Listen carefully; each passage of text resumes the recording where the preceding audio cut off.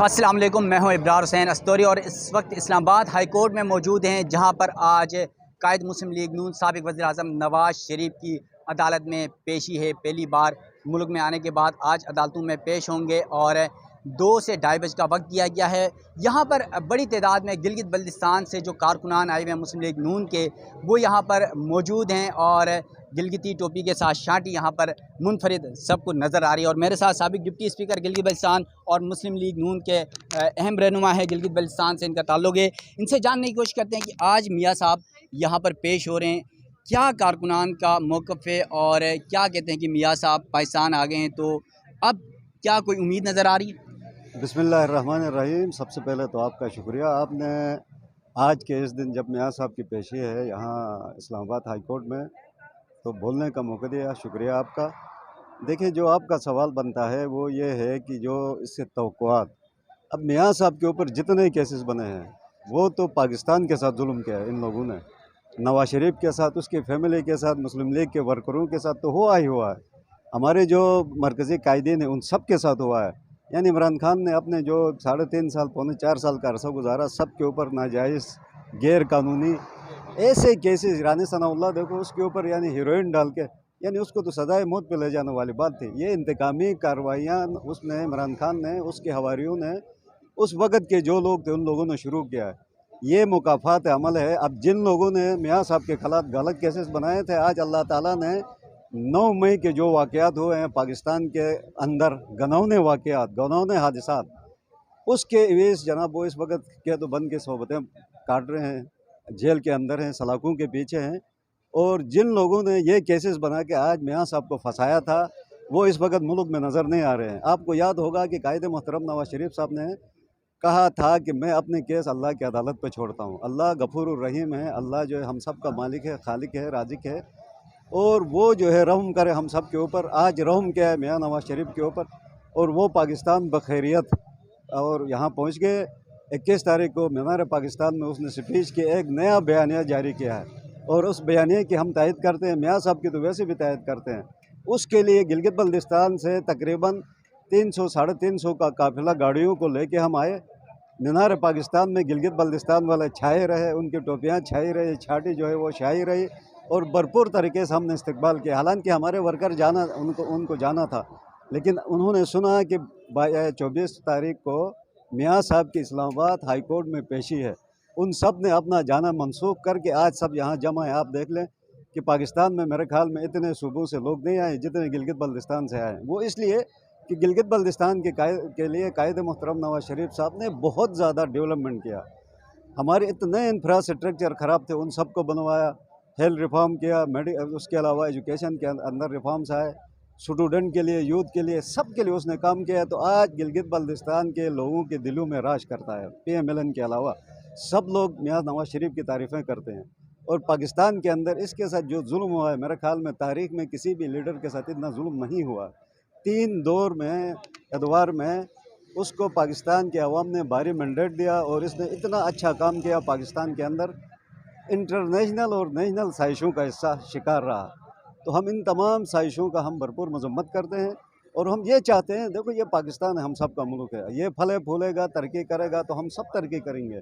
आज ये जो हालात पैदा हो गए हैं, वो नाकबंदे जो आगे जो बैठे हुए हैं, सो कॉल्ड थिंक टैंक्स, उनकी गलत पॉलिसियों के सबब आज ये मुल्क इस हालत तक पहुँचा है। तो कायदे मोहतरम ने कहा कि हमने स्पीडली, डबल स्पीड से हमने काम करना है।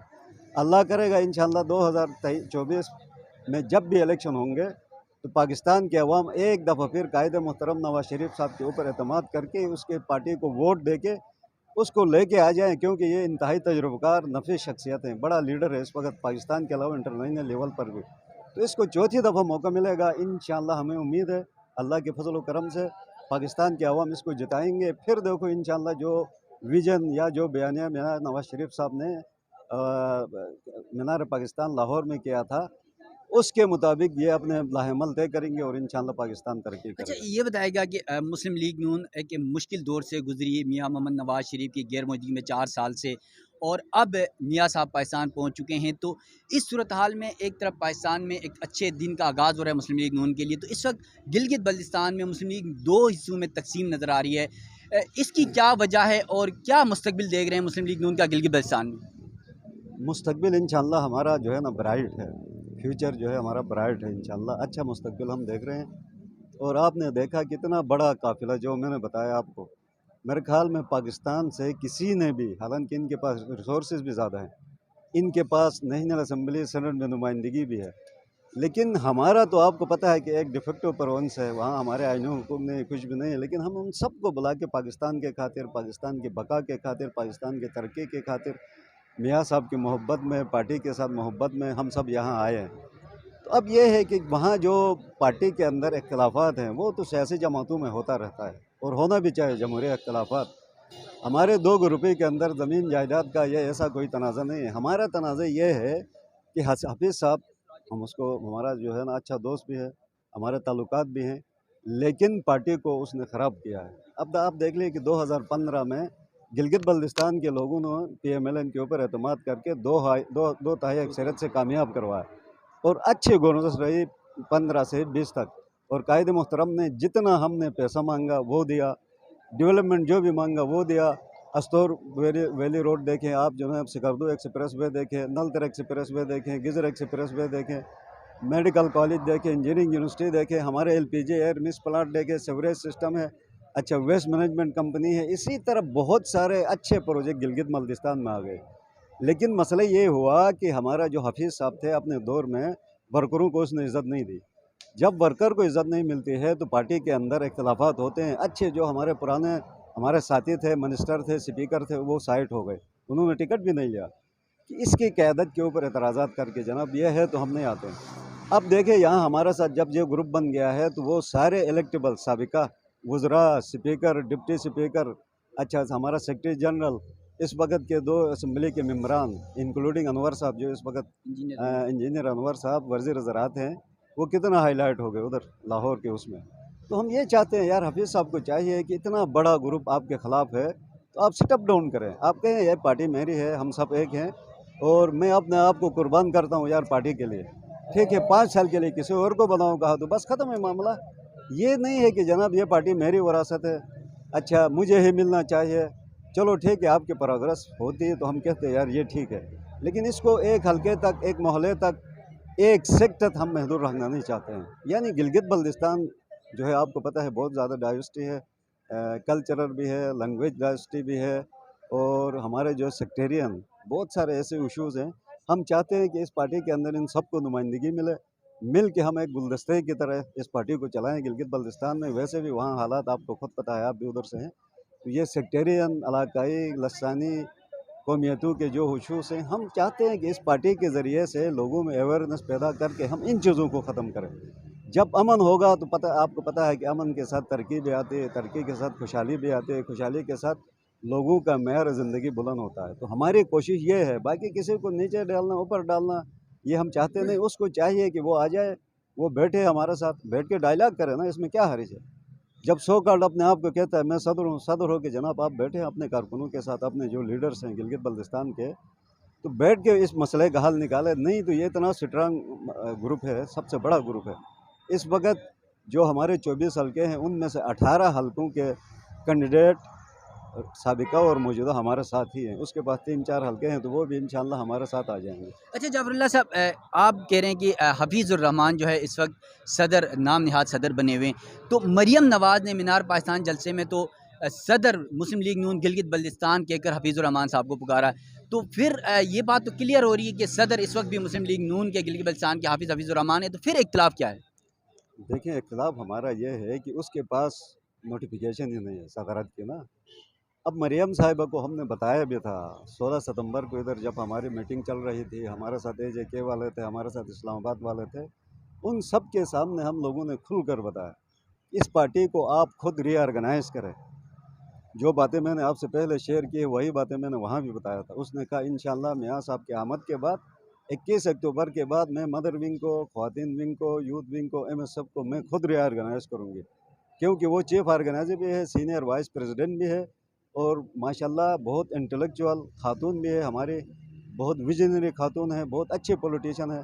वो इन चीज़ों पे नज़र रखती है और इंशाअल्लाह वो खुद ऑर्गेनाइज करे। जहाँ तक मीनार पाकिस्तान वाली बात है, तो वहाँ हमें पता चला कि साद रफ़ीक साहब ने उसको वहाँ बैठा हुआ था, पुराना ताल्लुक़ है, सीएम रहा है, साबिका हमारा सदर रहा है, तो ताल्लुकात तो वैसे भी हैं। तो उसने वहाँ से लिख के ये अपना राजा फ़ारूक हैदर साहब और उसका नाम लिखा था। जब उसने पढ़ा वहाँ पे, फ़ारूक हैदर का आपने सुना भी होगा, बाद में इसका नाम जब लिया तो नीचे हम बिल्कुल खामोश हो गए। तो उसने इस तरह देख के कहा, हाँ मुझे पता चल गया है। कहा देखो ये बहुत बड़ी चीज़ें होती हैं, पॉलिटिकल फिगर्स की यही एक डायलॉग होती है। अब जब डायलॉग बोला है तो जनाब सदर हम नहीं मानते ही नहीं। जो ग्रुप मैंने बताया कितना स्ट्रांग बड़ा अच्छा ग्रुप है, जब बिल्कुल, नहीं अकबर मानते हैं। ताबान साहब हैं, हाँ इंजीनियर अनवर साहब हैं, आप बिल्कुल। हैं, बिल्कुल।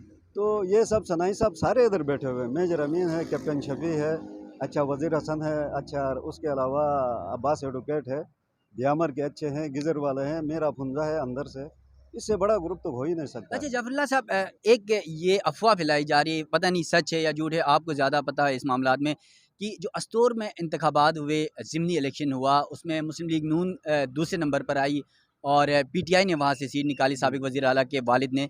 तो कहा जा रहा है कि मरियम नवाज़ ने हफ़ीज़ुर रहमान को उस हवाले से डाँटा कि आपने मुझे क्यों नहीं बताया, क्या ये बात सच है? बिल्कुल सच है, मैं खुद वहाँ बैठा हुआ था और इसको छेड़ना भी नहीं चाहा था। वहाँ बात जो कन्वेंशन के हवाले से थी, मियाँ साहब की आमद के हवाले से उसने बुलाया था कि वहाँ आप तजावीज़ दे दें कि इसको किस तरह मैनेज करें, कहाँ-कहाँ से कितने लोग आएँगे। तो वहाँ या तो उसकी बदकिस्मती उसको समझ नहीं आती है अपने हाफ़िज़ साहब को। लोग कहते हैं कि बड़ा काबिल है, लेकिन मैं समझता हूँ इतना काबिल नहीं है। जहाँ जो बात जिस मौके पे करनी चाहिए वो नहीं करता है।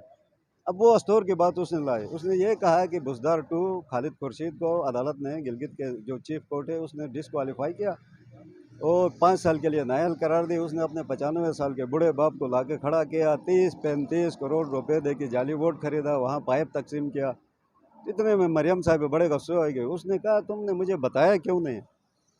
तुमने मुझसे पूछा क्यों नहीं? किसके कहने पे आपने टिकट दिया है? कैंडिडेट तो भाई पीएमएलएन का है। तुम्हारी वजह से हमारी सुबकी हुई है इधर। और आप हमें 1 महीने पहले इन्फॉर्म करते, तो कम से कम मैं आते कैंपेन चलाते, मैं उस बंदे को जिताते।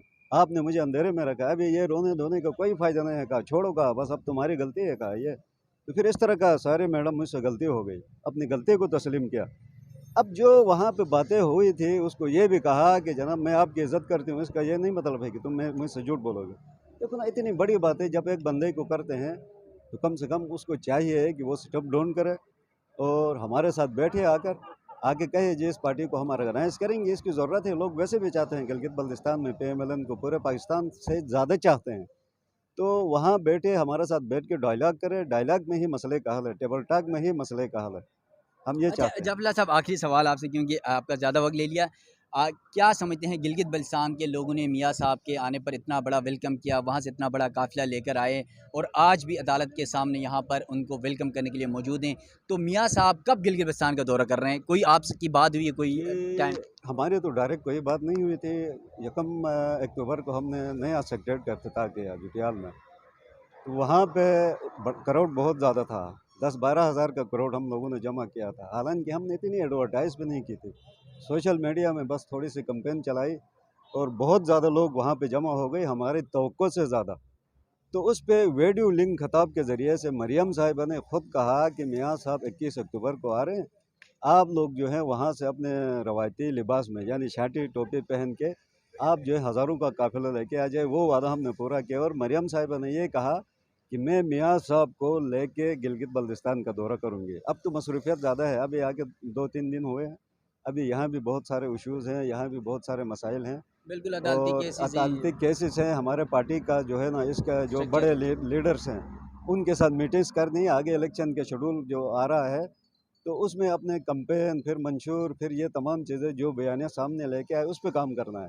तो इंशाल्लाह गिलगित बल्तिस्तान मेरे ख़्याल में नवंबर में आएगा, मुझे जहाँ तक यकीन है। चलें, थैंक यू। जाफरुल्लाह साहब हमारे साथ मौजूद थे, साबिक़ डिप्टी स्पीकर हैं, मुस्लिम लीग नून गिलगित बल्तिस्तान के अहम रहनुमा हैं और यकीनन आज मियाँ मोहम्मद नवाज़ शरीफ की 4 साल बाद वतन वापसी पर जब मीनार पाकिस्तान में जलसा हुआ, तो वहाँ पर बड़ी तादाद में मुस्लिम लीग नून के कारकुनान को गिलगित बल्तिस्तान से गाड़ियों में लेकर आए और पावर दिखाई, शो अब दिखाया कि गिलगित बल्तिस्तान के लोग मियाँ मोहम्मद नवाज़ शरीफ के साथ मोहब्बत करते हैं और आज उसका अमली सबूत यहाँ पर है। यहाँ पर सिर्फ इस्लामाबाद हाई कोर्ट के बाहर इस वक्त अगर मेरा कैमरामैन आपको दिखा दे तो वो सारे जो नज़र आ रहे हैं आपको, वो सारे जो लोग बैठे हैं वो सारे गिलगित बल्तिस्तान के लोग हैं, टोपी शाड़ी पहनकर। यहाँ पर दूसरा कोई नज़र नहीं आ रहा है। तो इससे बज़ाहिर तौर पर ये लग रहा है कि मुस्लिम लीग नून के जो कारकुनान हैं गिलगित बल्तिस्तान में, वो किस कदर मियाँ मोहम्मद नवाज़ शरीफ से मोहब्बत करते हैं। और यकीनन इस्लामाबाद हाई कोर्ट में आज मियाँ मोहम्मद नवाज़ शरीफ की पेशी है।